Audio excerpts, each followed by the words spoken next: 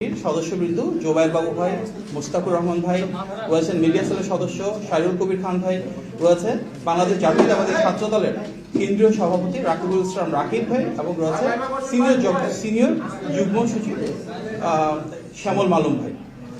আমরা আজকে এখানে সমবেত হয়েছি সারাদিনের যে আপডেটটুকু আছে সেটি খুব সংক্ষিপ্ত পরিসরে আপনাদের সামনে উপস্থাপনের জন্য।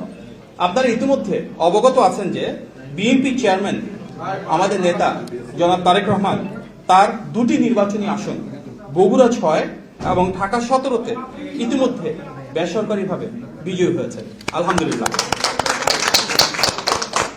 আপনারা আরো অবগত আছেন যে গতকাল রাত থেকে আমাদের রাজনৈতিক প্রতিপক্ষ বিভিন্ন ধরনের কারচুপি, জালিয়াতি, কেন্দ্র দখল সহ নানা অপরাধে সম্পৃক্ত ছিল।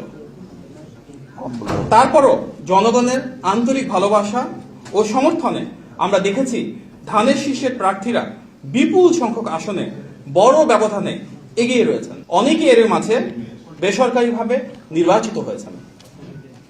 জনগণের ভালোবাসায় সিক্ত দল বিএনপি ইনশাল্লাহ জনসমর্থন নিয়ে 2/3 বেশি আসনে বিজয়ী হয়ে সরকার গঠন করবে।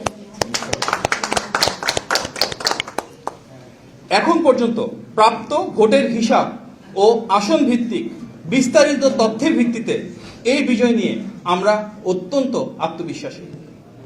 আপনারা নিশ্চয়ই দেখেছেন আজকেও দেশ জুড়ে বিভিন্ন জায়গায় অনেক ধরনের কারচুপি, জালিয়াতি এবং সহিংসতার ঘটনা ঘটেছে। বিশেষভাবে নির্দিষ্ট কিছু আসনে নির্দিষ্ট কিছু প্রার্থীকে বিজয়ী করে আনার জন্য এক ধরনের ইলেকশন ইঞ্জিনিয়ারিং আজকে হয়েছে। এটা বিশ্বাস করার যথেষ্ট কারণ রয়েছে আমাদের হাতে। যদি উদাহরণ দিই, শুধুমাত্র ঢাকা শহরে ঢাকা 8, ঢাকা 11, ঢাকা 13, ঢাকা 16 সহ বেশ কিছু আসনে ভোট গণনা এবং ফলাফল ঘোষণায় উদ্দেশ্য প্রণোদিতভাবে বিলম্ব করা হয়েছে, বিলম্ব করা হচ্ছে। বিএনপি কিংবা ধানের শীষের বিপুল ব্যবধানে অপ্রতিরোধ্য যে বিজয়, সেই বিজয়ের ব্যবধানটাকে কমিয়ে আনার জন্য একটি নির্দিষ্ট রাজনৈতিক দল অপপ্রচার এবং নির্বাচনী আচরণবিধির লঙ্ঘন করেছে।